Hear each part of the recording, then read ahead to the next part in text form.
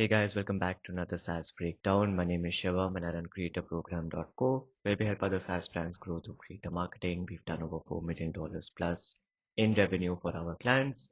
Today we're going to be covering how Loom hit $975 million with zero ad spend and actually got acquired by Atlassian. So the main playbook that they used was product virality plus creator partnerships in their niches. And this is a playbook that you should be copying right now because it is a winner. So just some data about them. They had 21 million plus users when they got acquired. 200,000 plus companies used them, and they had a 9x growth in 2020. So it was founded in 2015 as an async video messaging for remote teams. They raised about $203 million in total, and they had a valuation of $1.5 billion. And they're acquired in October 2023 with zero traditional ad spend during their core growth. So the creator channels that Loom used to scale were three, not just one. One was the productivity and second brain creators. So people talking about note taking, productivity stacks, because their audiences already know that the importance of a workflow and Loom naturally fits as a video tool inside of it. You must have seen people like Ali Abdal, etc. showcase second brains and Loom in the same style.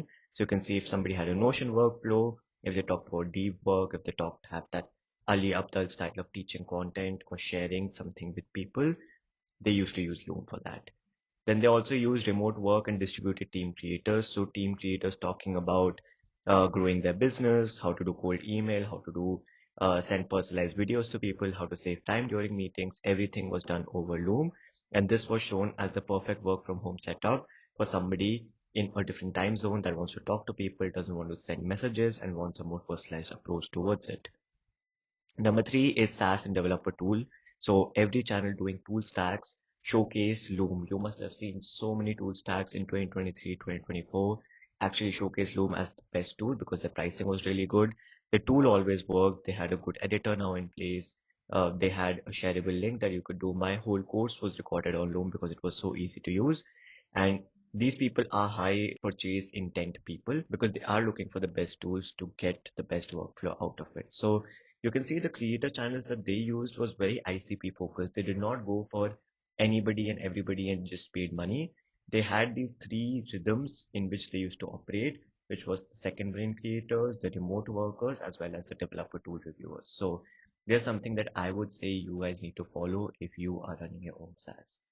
So how did they actually do it? There were four distinct mechanics behind them. The Made with Loom viral watermark was the best one because every time you sent a video on the free account, it said Made with Loom.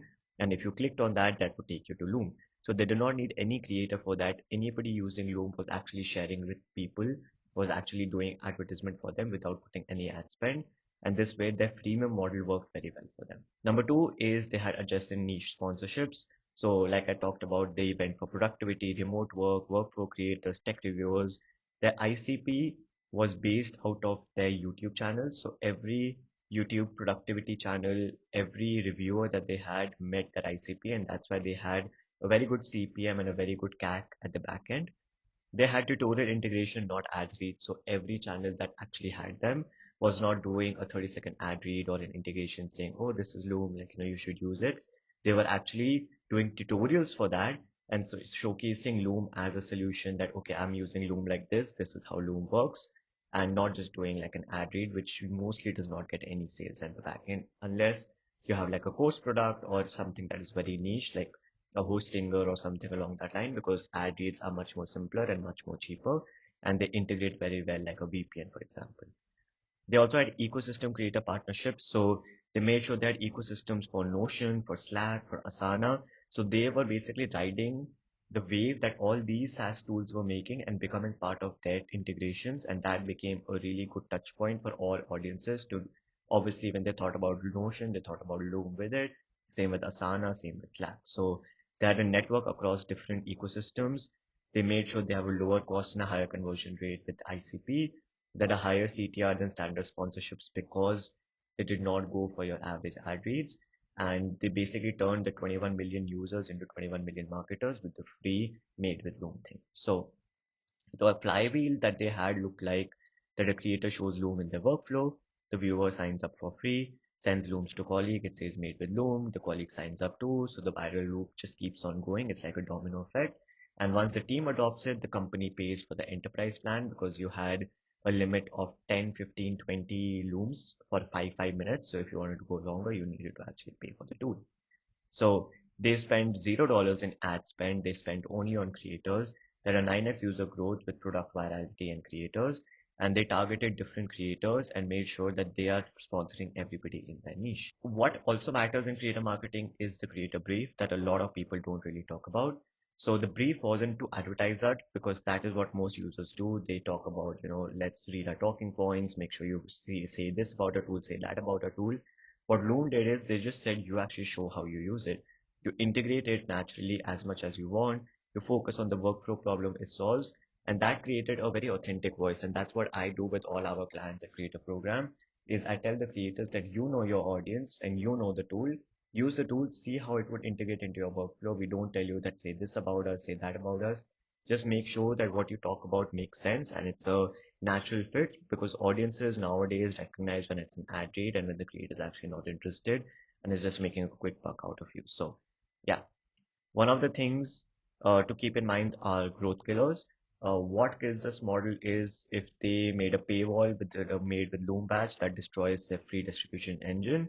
Wrong creator niches, so tech reviewers are not Loom's ICP. Productivity and work creators were the unlock for their channel, not like showing MKBHD using Loom, instead showing Ali Abdal using Loom and doing generic ad reads which would not have converted for them as well as just paying a little bit of more money and naturally integrating Loom into their platform. If you are in the same niche and are looking to learn from them, what your SaaS should steal from them is that don't sponsor SaaS review channels, find creators that are in your ICP. I just did a video on creator marketing 2026, which you can find down below or on my channel. And that just talks about this and the importance of it. Have a big brief for workflow, not features. Show them how to use it. Tell them that do the best that you can do. See how your audience will react to your script versus following ours. And build virality into your free tier, which we talked about as well.